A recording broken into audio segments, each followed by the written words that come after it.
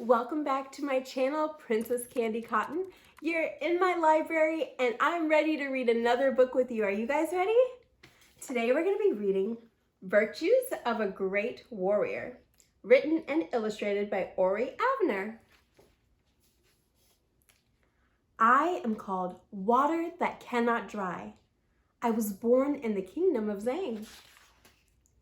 I was destined to inherit my parents' farm, but I wished to acquire the secret skills of swordsmanship. At an early age, I left. I was determined to realize my wish and learn the virtues of a great warrior. After 21 years of practice, I reached greatness in the art of the sword. Thus, I was permitted audience with a great master. The great master gazed into my eyes and said, "In our kingdom live 3 thieves, powerful and very dangerous. It is your destiny to meet them in battle. The encounter with each of the 3 shall make you face death and teach you an important lesson." The battle with ice that cannot melt. I confronted the mighty thief Ice that cannot melt upon the bamboo island of the southern realm. We fought for 3 days and 3 nights. In the end, I won. I disarmed him of his sword and turned to end his life. Yet, something hindered me. I looked deep into his eyes and then I knew I may not take life. Returning to my great master, I told him of what befell me. "Master, I know not if I have failed you. What warrior am I if I cannot kill?" The master fell silent for a while. Finally, gazing into my eyes, he said, "Much must you learn before facing fire that cannot be extinguished." The battle with fire that cannot be extinguished. 10 years passed since my encounter with the first thief, and the time came for me to confront fire that cannot be extinguished upon the snowy mountains of the northern realm. We fought for 6 days and 6 nights. At last, after great effort, I won. My sword stood but a touch from his throat. His eyes met mine. Again I knew I may not take life. "I have defeated you, fire that cannot be extinguished," I said. "I can end your life now, yet I choose not to." I put my sword aside and extended my hand. "Giving you a second chance is a greater virtue than executing you. You are free. Go now and forsake the path of the sword." Once again, returning to my great master, I told him what befell me. "Master, I know not if I have failed you. What warrior am I if I cannot kill?" The master replied, "Much must you learn before facing rock that cannot crumble."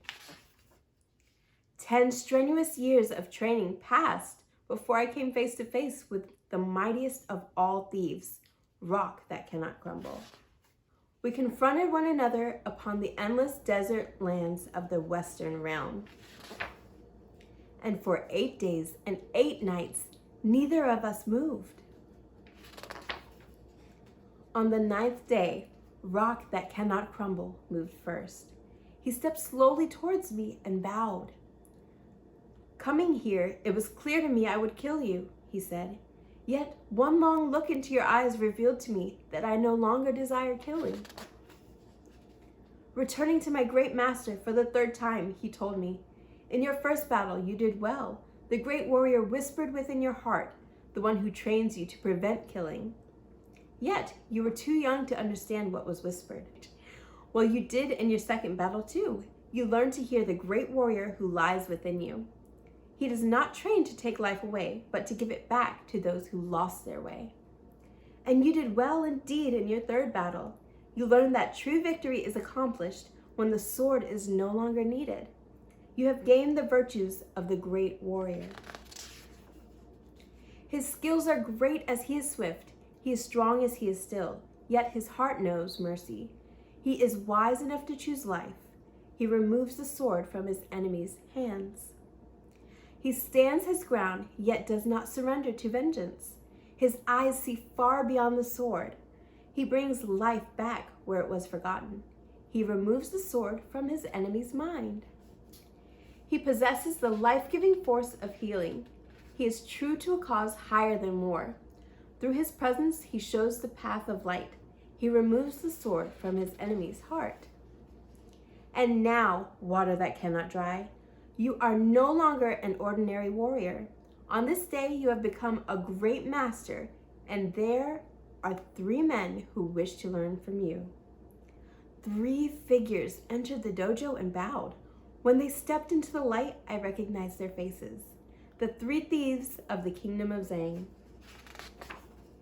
That day, I laid down my sword forever. The end. Thank you so much for joining me for this story, Virtues of a Great Warrior. You can find more about the author and illustrator in the description below the video.